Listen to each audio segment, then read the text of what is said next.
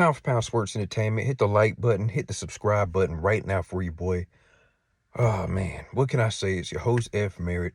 We got Deontay Wilder calling out Francis Ngannou. If you've been following it, Francis Ngannou, had something to say about Deontay Wilder wanting to set that fight up. He probably did that maybe a couple weeks ago, maybe a month ago.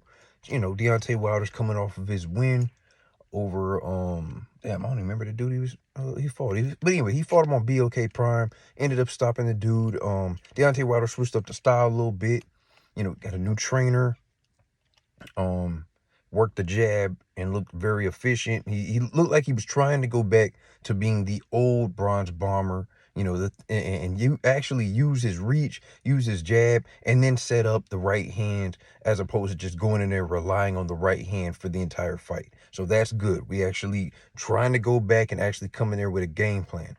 So salute to Deontay Wilder for that victory on BOK Prime. Francis Ngannou, what can we say about Francis Ngannou? Stepped in the boxing ring, Tyson Fury, dropped Tyson Fury, was super competitive. A lot of people actually had him beating Tyson Fury. He takes a loss via decision against Tyson Fury. I'm not sure if he took on Anthony Joshua after that or went back to PFL and got a victory. But let's just say he fought Anthony Joshua after that, right?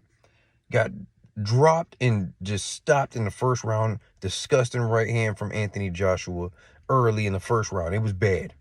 It was a scary knockout. It was bad. He takes some time off. He goes to PFL, where he actually, has a contract with or whatever. Goes in there, gets his victory returned. He's the heavyweight champion there. Salute to him. Now, for whatever reason, he's been calling out Deontay Wilder, trying to make that fight happen. Cool. Make that fight happen. Cool. Deontay Wilder's been kind of quiet or whatever. Now, these guys ran into each other, I believe, maybe like a year ago at the UFC training facility out in Vegas. Francis Ngannou was training. Deontay Wilder was training. He was trying to, I think had his comeback fight against either either Joseph Parker. I think it was the Joseph Parker fight. And they ran into each other. So it looked like maybe it was all part of the plan. You get some victories, I'll fight you. You get some victories, I'll fight you down the line or whatever like that. Money grab, big money on the table. We can see each other. We can set it up, blah, blah, blah, blah. But, I mean, it was an interesting kind of interaction, shaking hands and then going back. Deontay Wilder, he looked at him but didn't really kind of look at him. Francis Ngannou was trying to I don't know if he was trying to get an advantage by looking at Deontay Wilder and kind of, I don't know, size him up. It was clearly both guys sizing each other, but Deontay Wilder was kind of like just focused on staying busy and getting back in the training and stuff like that. So that was one of the first interactions that they've had physically, actually shaking each other's hands and stuff like that. Francis Ngannou, I think after he met Deontay Wilder, he probably looked like, I can beat him. I can beat him. A lot of people say that. They're looking like, I can beat, his legs are too small and blah, blah, blah. But they don't understand till they get hit with that right hand. Deontay Wilder's right hand is his, I don't know, man. It's just something different. And we've always said that about Deontay Wilder. But I enjoyed seeing Deontay Wilder get back in the ring, his last fight, get the victory. I wanted him to stay active, kind of fight those kind of lower level guys, maybe one more, and then try to step up and get a big fight. Because, you got to get some victory. When you take 2 losses back to back like that, you know what I'm saying? First loss to Joseph Parker, it was like, I didn't like that performance at all. It was a terrible performance. Then you get spun around and knocked out by Zhang in Saudi Arabia. It was terrible, bro. So, you know what?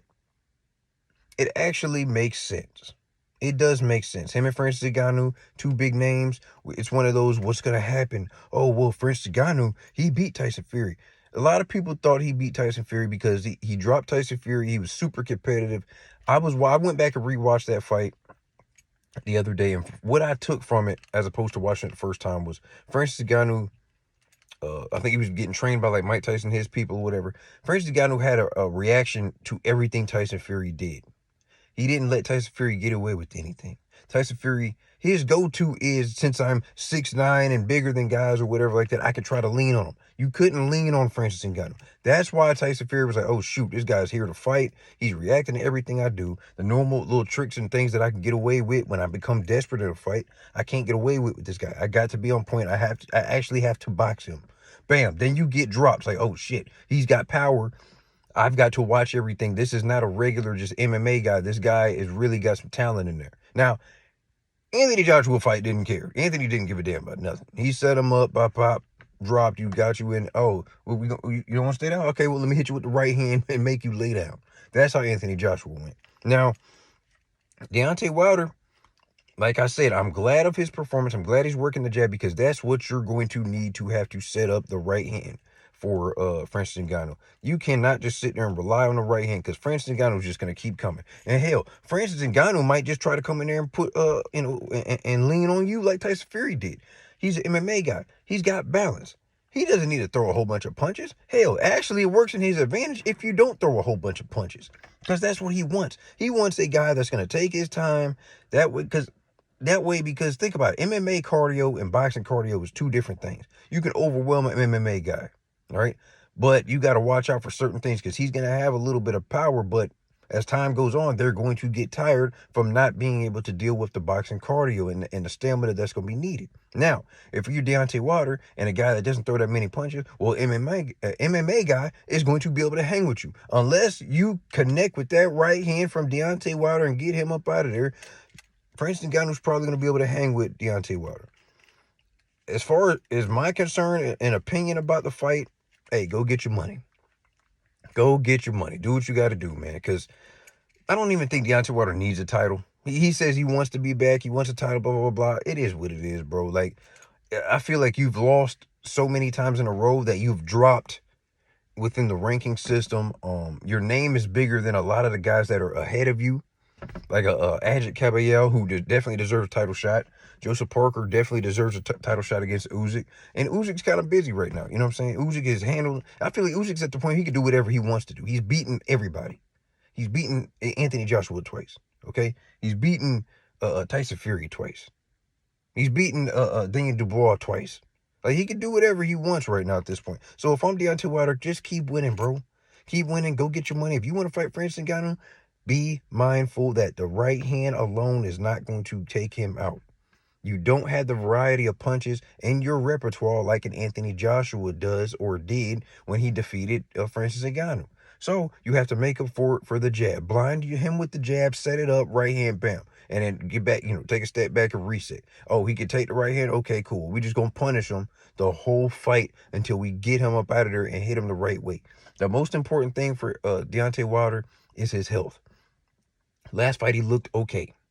Let's stay. I would have went straight back to the gym. Let's get back in the groove of stuff. Let's get back ready. Let's use that right hand. And this is my thing. Using the right hand, using the jab in the left hand sets up the right hand. You don't have to put everything on the right hand.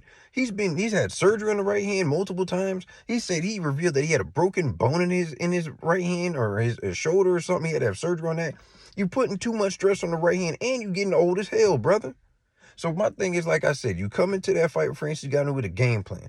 You just got your victory of BLK Prime. Cool, no problem. You build the momentum. You go get Francis Ngannou up out of there if you can do it. Then you're back in title contention, and your name is out here ringing again, and at the same level, making even more money because you handling your business, bro. If all you do is look phenomenal, it sets up bigger fights. Now you could probably get the Anthony Joshua fight. I don't know if the fans is really going to care like we used to.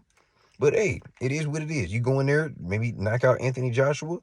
Hell, at this point, go fight Jake Paul after Tank.